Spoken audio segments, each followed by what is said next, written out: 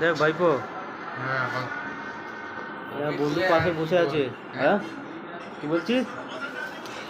বন্ধু বাড়ি কোথায় তোমার? মেদিনীপুর কোন জায়গায়? ইটাবেরিয়া। ওখান থেকে এসেছো মানে কাজ করতে এখানে? ও, আগে তো ওই দোকানে কাজ ছিল তো। হুম, তো কদিন ধরে আছো এখানে? ক বছর হয়েছে? 9 বছর। 9 বছর হয়ে গেছে এখানে। খাওয়া দাওয়া সব এখানে না ওখানে?